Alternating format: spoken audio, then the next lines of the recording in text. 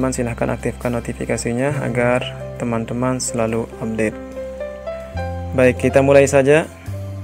Soal pertama yaitu, berikut ini adalah aspek-aspek perkembangan fisik anak menurut Coghlan dan Thompson, kecuali A. kelenjar tiroid, B. kelenjar endokrin, C. sistem saraf, D. otot-otot. Ini soalnya seperti pelajaran IPA ya.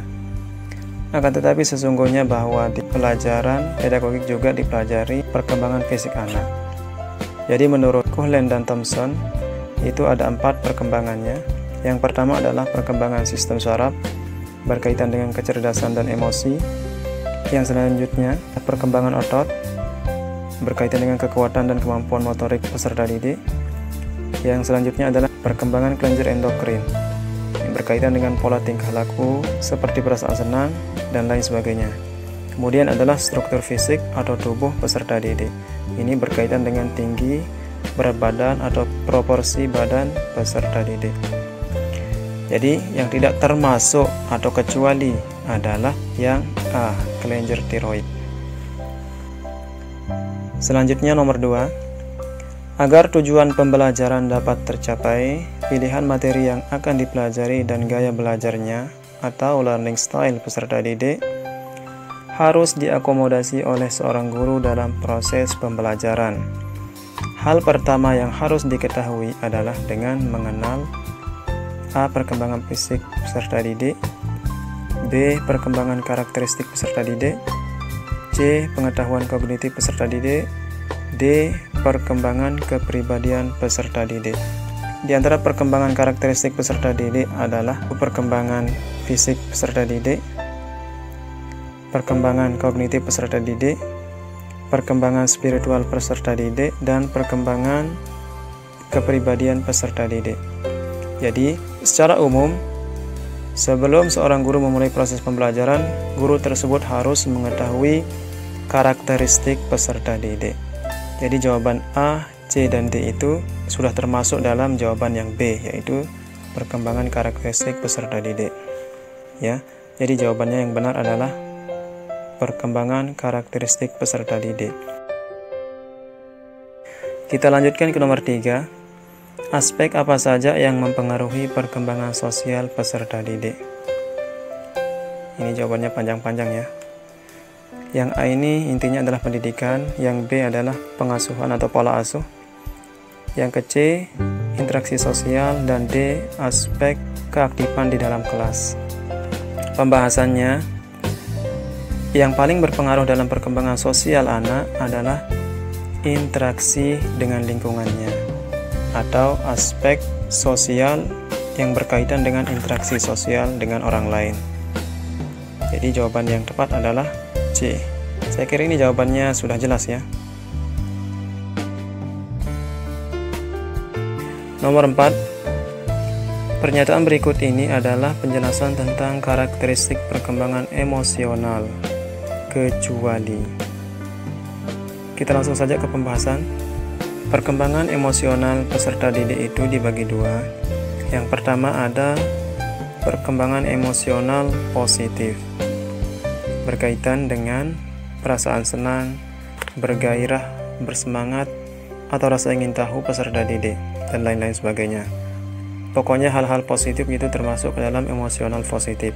Dan juga sebaliknya, perkembangan emosional negatif itu berkaitan dengan perasaan tidak senang, kecewa, tidak bergairah untuk belajar, dan lain sebagainya. Jadi pernyataan yang benar adalah yang D. Emosi merupakan faktor dominan yang mempengaruhi hasil belajar individu.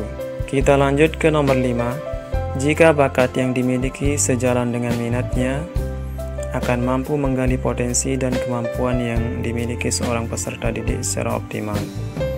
Hal tersebut mampu membuat anak tersebut berprestasi di sekolah. Meningkatkan minat dan bakat tidak sama dengan meningkatkan kecerdasan seseorang. Pernyataan mana berikut ini yang menunjukkan bakat peserta didik?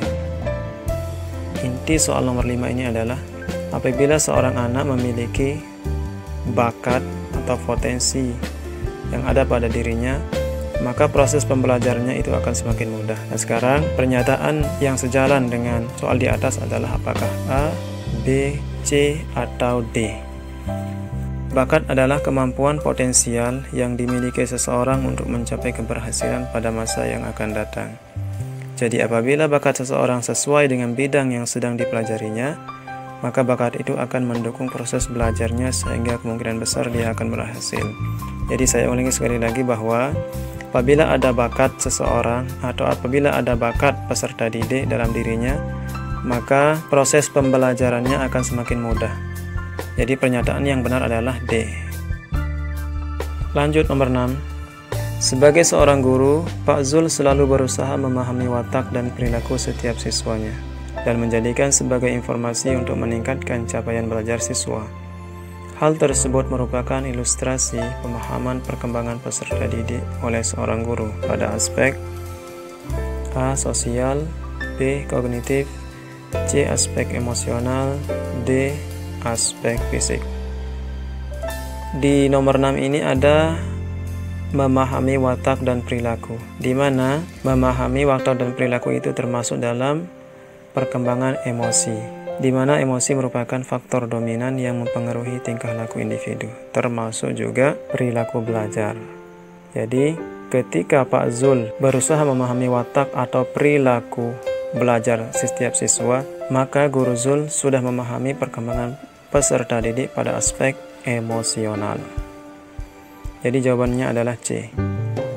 Apa manfaat mengetahui bekal awal ajar peserta didik? Apakah A. untuk meningkatkan kecerdasan siswa, B. untuk menentukan apa yang harus diajarkan dan tidak perlu diajarkan, C. untuk menentukan bakat peserta didik, dan D. untuk cita-cita peserta didik.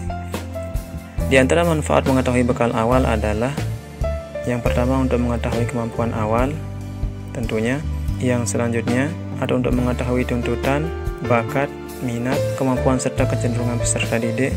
Yang terakhir adalah untuk menentukan desain program pembelajaran atau pelatihan tertentu. Jadi jawaban yang tepat adalah yang B, untuk menentukan apa yang harus diajarkan dan tidak perlu diajarkan. Ini sesuai dengan manfaat yang paling bawah ini, menentukan desain program. Yang nomor 8, ketidakmampuan anak untuk memahami isi pelajaran karena ia mengalami kesulitan untuk mengulangi kembali apa yang telah dipelajarinya sehingga sangat berdampak pada proses belajar. Hal ini merupakan gangguan non-simbolik, gangguan simbolik, gangguan mental, gangguan psikologis. Macam-macam gangguan pada anak itu, yang pertama adalah gangguan simbolik. Ini terkait dengan ketidakmampuan anak untuk dapat memahami suatu objek, sekalipun tidak memiliki kelainan pada organ tubuhnya. Orangnya sehat, tapi dia sulit untuk memahami sesuatu. Kemudian gangguan non-simbolik, ketidakmampuan anak untuk memahami isi pelajaran karena ia mengalami kesulitan untuk mengulang kembali apa yang telah dipelajarinya. Ya, ini udah otomatis jawabannya ya. Berarti gangguan non-simbolik. Yang 9, di antara faktor-faktor berikut ini yang bukan merupakan penyebab kesulitan belajar siswa adalah, kita ke pembahasan langsung. Faktor kesulitan antara lain ada 4. Yang pertama, faktor intelektual berkaitan dengan pengetahuan seorang anak. Kemudian faktor kondisi fisik dan kesehatan. Kemudian faktor sosial. Yang terakhir adalah faktor keluarga. Berarti yang bukan adalah faktor agama, ras, dan suku. Jawabannya C. Yang ke-10, Ahmad seorang siswa yang baru pindah ke kota B. Dia mendapati begitu banyak perbedaan dari segi adat dan kebiasaan. Namun Ahmad mampu menyesuaikan diri sehingga tidak terkendala saat mengikuti pelajaran di sekolah. Tahapan yang dilalui oleh Ahmad merupakan tahapan perkembangan sosial, perkembangan individual, perkembangan emosional, perkembangan kognitif. Di mana perkembangan sosial tersebut adalah interaksi sosial dengan orang lain. Perkembangan emosional terkait dengan perilaku peserta didik. Perkembangan kognitif terkait dengan pengetahuan peserta didik. Karena Ahmad dia pindah dari kota A ke kota B, maka di sana ada interaksi, dan interaksi itu disebut dengan perkembangan sosial. Jawabannya adalah A. Oke, teman-teman. Bersambung